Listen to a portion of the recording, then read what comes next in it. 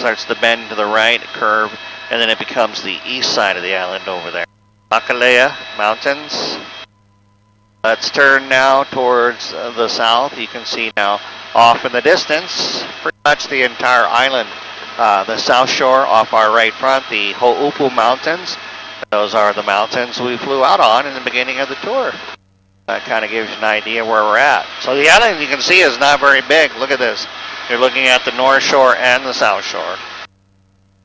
24 miles north to south, east to west, about 36 miles. So a relatively small place when you look at it from this perspective, huh? A little higher up. A little bumpy in through here, so just hang on. How's everybody doing so far? Okay? Good? All right. Hanalei Valley, very lush, very green. It looks a lot different than Waimea, doesn't it? And that is purely the amount of rainfall, 200 to 300 inches per year on average. So very wet, very lush, very green. The summit, the top of the island, again, we're looking at it from the other side now, but that's it right there. That is Mount Waialeale on this side, and then Mount Kauai on the other side. But those two summits, just like that, like my hand, the two summits mark my two fingers, my thumb, Waialeale, my index finger, Kauai, slightly higher. This would be the Alakai Swamp, the back of my hairy hand right here. That's the Alakai, minus my hair. The clouds are starting to build up there. 5,243 feet. Interesting story, let me tell you here real quick. The way this area got its name, there was a trail that ran along this ridge line you see in front of us. It was used by the early Ali'i and Kahuna class. So the priesthood, they would climb to the top in a sacred journey to the top in order to pray and make offerings to the god Kane. They had several. Kane was one of the more important ones. They would go up there. There was a heiau constructed, rather small heiau, constructed up there for the purposes of those prayers and offerings. Right next to the heiau is a small pond. That pond, as the wind would blow over the surface, it would make the water ripple. The Hawaiian word for rippling waters is called Waialeale. And so that is how this area got its name. Waialeale, Mount Waialeale, and then Waialeale crater. And you can see now the crater rim. See that? The clouds are all kind of riding along the edge there. You can see how it goes around in a half circle. See that little pinnacle right there on the left-hand side of the crater where there's a little bit of gray on one side. There's kind of a gray lip. That's the summit of Kauai. Waialeale is somewhere off our right side, but right in the center is where the rain gauge is. So right about where the clouds start to get thick right there, where these three waterfalls are coming down here. That's where the rain gauge is.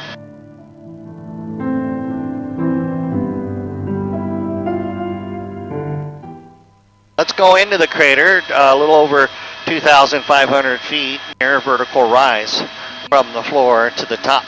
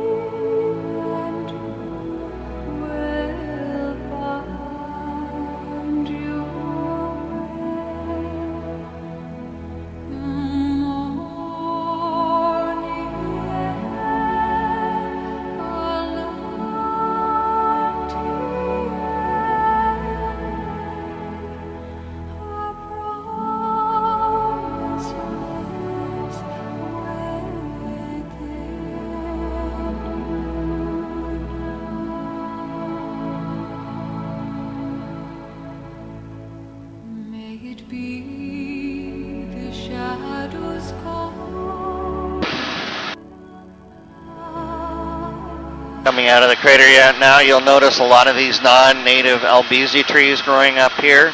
And I like to point them out up here because it gives folks a better understanding as to what.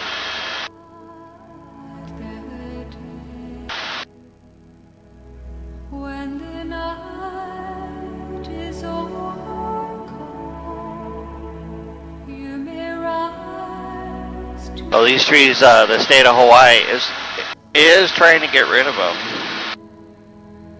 So they're sanctioned, they're listed number 10 on the most invasive species list.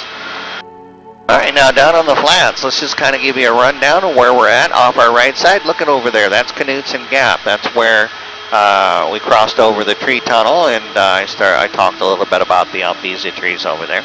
The Ho'upu Mountains, you can see Mount Ho'upu, and if you look between us and Mount Ho'upu, you can see Kilohana Crater. There was a rather significant volcanic eruption there about 600,000 years ago. And if you can't see it, I'll describe it. This low, broad-based hill kind of jumbled up from the erosion over time, but look on the top there is a concave bowl shape up there. And that is called Kilohana Crater. Coming to the left, of course, that's Lahui, the Kalepa Ridge. All of this property down here, they used to grow sugar.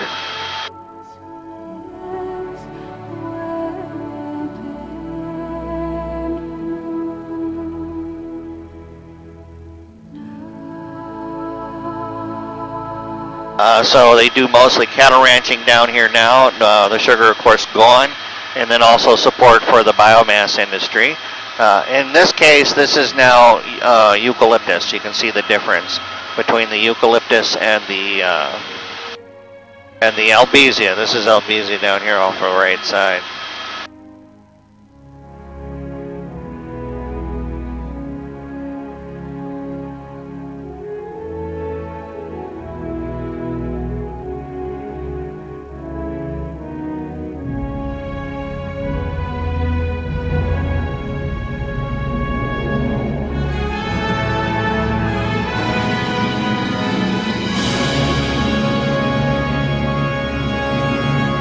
Twin Lakes, they just wrapped filming a movie down here.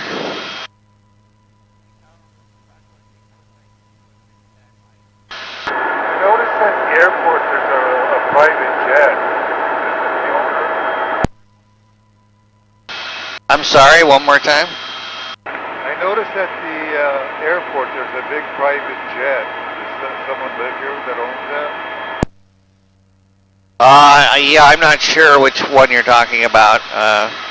The only way I know if the jet belongs to somebody is if you look at, some of these jets, they've got the logo on the tail.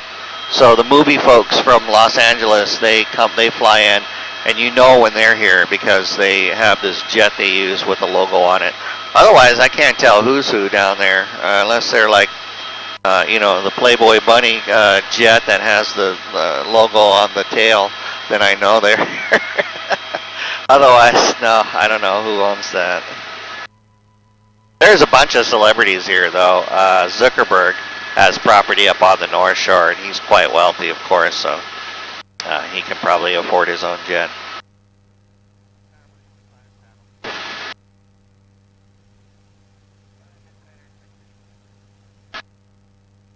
Alrighty, folks, we are getting close to the airport. We're going to be on the ground in just a couple of minutes, and I do want to thank everybody for flying with me today. Once again, my name is Mark, and I hope you enjoyed the tour. You can make comment inside the gift shop. There are a couple of terminals in there on the left-hand side, and you can make your comments there online. You can also handwrite your comments if you'd like. Write me a little note. Let me know what you thought of the tour.